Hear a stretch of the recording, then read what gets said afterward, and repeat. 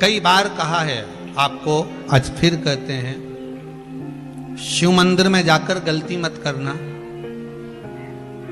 कोई भी सामग्री आप भगवान शंकर को अगर समर्पित कर रहे हैं, जैसे केला ले गए, पपीता ले गए, या कोई आप खाने का सामान ले गए, या आप कोई वस्तु या दिया बत्ती ले गए, कभी भी ध्यान रखना जलाधारी के ऊपर वो केला या फल या सेव फल या नारियल या जो भी सामान है वो जलाधारी पर कभी मत रखना।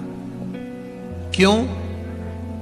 जलाधारी पर अगर हम कोई फल वगैरह वस्तु रखते हैं तो हमारे ऊपर भार बनता है। भार मतलब जैसे कोई कार्य करने के लिए जा रहे हो और वो कार्य अटक जाएगा, वो होगा नहीं। मतलब समझ लेना कि तुमने जरूर जलाधारी पर कहीं केला रख दिया होगा, कोई फल रख दिया होगा, कोई सामान रख दिया होगा।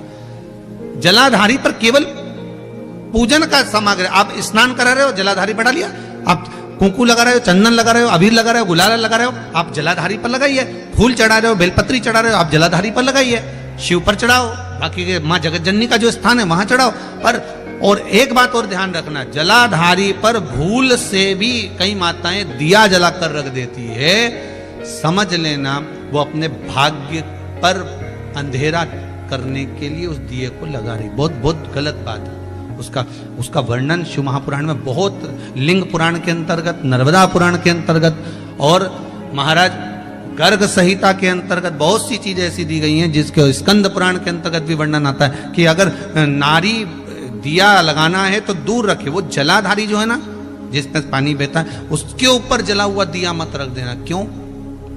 कहते हैं उसके घर के बेटे बेटी बहू पोता पोती कभी भी उसे सुख प्रदान नहीं कर सकते। उसके घर में हमेशा क्लेश रहेगा, चिड़चिड़ प्रवृत्ति रहेगी, युद्ध लड़ाई झगड़ा ये सब पारिवारिक चलता रहेगा, या देवर जेठ जेठानी का भी झगड़ा चलता रहेगा, पर वो सुख का भान नहीं कर सकती। अगर दिया जलाधारी पर रख दिया तो, वैसे तो आप सब समझदार हो, आप लोग तो ये गलती नहीं कर सकते होगे, वो तो हम सीओर वालों के लिए कह रहे हैं, हम तो ये गलती नहीं कर।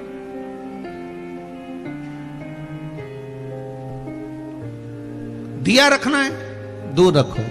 अगर आपको कोई वस्तु रखना है दूर रखो, केला रखना है, फल रखना है, कोई वस्तु अगर आपको रखना है तो आप थोड़ा सा दूरी बनाकर रखें। हाँ, फूल चढ़ाना है आप चढ़ाओ, आप जल चढ़ाना है चढ़ाओ, बेलपत्र चढ़ाना है चढ़ाओ, आप अगर तगर चल आप जो भी सामान चढ़ाना चाहते हैं, आप कुंकू अबीर गुलाल आदि के वो चढ़ा रहे हैं चढ़ाओ।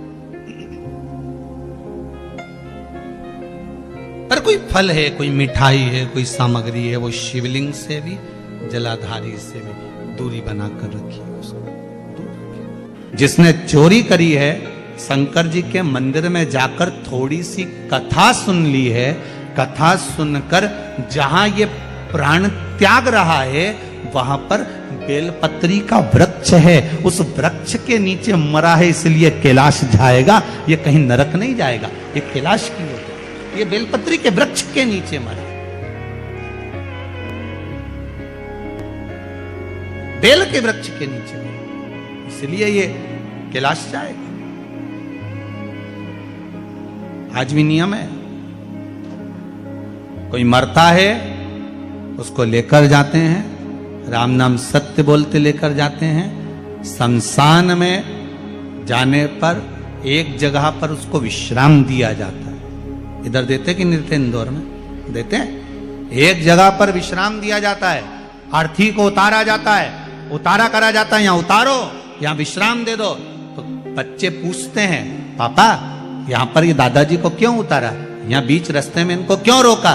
तो कहा बेटा यहाँ उतारना पड़ता है। पर बच्चों को ये नहीं बता पाए कि यहाँ उतारा क्यों जाता है, क्योंकि शिव महापुराण में लिखा है कि देवराज नाम के ब्राह्मण के जहां प्राण छूटे थे वहां बेलपत्री का वृक्ष था। इसलिए हिंदू धर्म में रीति है, शमशान में ले जाने से पहले कहीं पर बेलपत्री का अगर पेड़ होता था तो उसके नीचे थोड़ी देर अर्थी को रख दिया जाता था कि बेलपत्री की छांव पड़ेगी तो ये जीवात्मा नरक नहीं भोगेगी, शंकर के धाम चली जाएगी, फिर ये सुख भोगने वाली, नरक नहीं,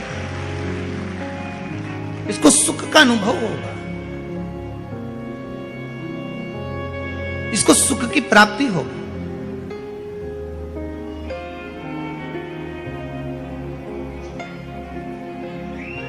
ऐसे कई कई प्रसंग लोगों बच्चों को आज तक नहीं मालूम कि ये होता क्यों। बस उतारा कर दो, बस उतार दो इसको, बस इसको नीचे सुला दो, अर्थी को यहां रख दो। पर क्यों रखते हैं, क्या कारण है अर्थी को रखने का? क्यों विश्राम दिया जाता है, किस लिए दिया जाता है? उसका भान होना चाहिए कि यहां बेलपत्री का वृक्ष होना चाहिए, जिस वृक्ष की छांव में जब अर्थी को रखा जाए तो वो जीवात्मा तर जाए।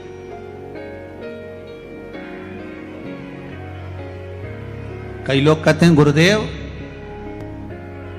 कई लोग तो कहते हैं कि जब व्यक्ति मरता है तो उसकी आत्मा तो चली जाती है परमात्मा की ओर, फिर उसका लाभ क्या हुआ नीचे रखने का?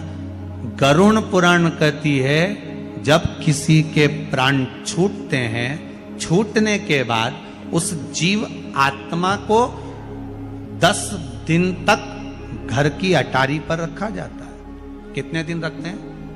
10 दिन घर की अटारी पर रखकर उस जीवात्मा को दिखाया जाता है कि तेरे परिवार वाले रो रहे कि नहीं रो रहे, भोजन कर रहे कि नहीं कर रहे, तुझे याद कर रहे कि नहीं कर रहे, उस जीवात्मा को दिखाया जाता है। जब किसी के प्राण छूटते हैं वो जीवात्मा शमशान के विश्राम स्थल तक, कौन से स्थान तक? जहां अर्थी को उतारा गया है, उस स्थान तक घर से जीवात्मा वहां तक जाती है। विश्राम स्थल के बाद में शंकर भगवान उसको संभालते हैं, जीवात्मा वापिस उसकी अटारी पर आ जाती है। 10 दिन तक गरुड़ पुराण कहती है 10 दिन तक जीवात्मा अटारी पर रहती है। कितने दिन रहती है? 10 दिन। और 10 दिन के बाद में जब जीवात्मा चली जाती है तब जाकर फिर लोग अपना अपना क्रम करते हैं। इसीलिए तो 10वें दिन वो कहते हैं ना, वो घाट पे जाके होता है। क्या होता है? घाटे का काम। घाटे का काम नहीं है, जो मरा उसको घाटा ज्यादा लगा, इसलिए उसको कहा घाटे का काम है। बेचारा इतना फ्रिज, कूलर, वॉशिंग मशीन सब छोड़ छुड़ा के चला गया। कितना घाटा लगा होगा, उसकी एफडी पूरी पड़ी की पड़ी रह गई, बैंक में जमा रह गया, और वो जीवात्मा चली गई।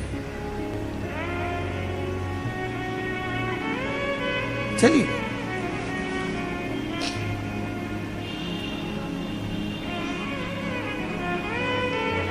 सब पड़ा रह गया।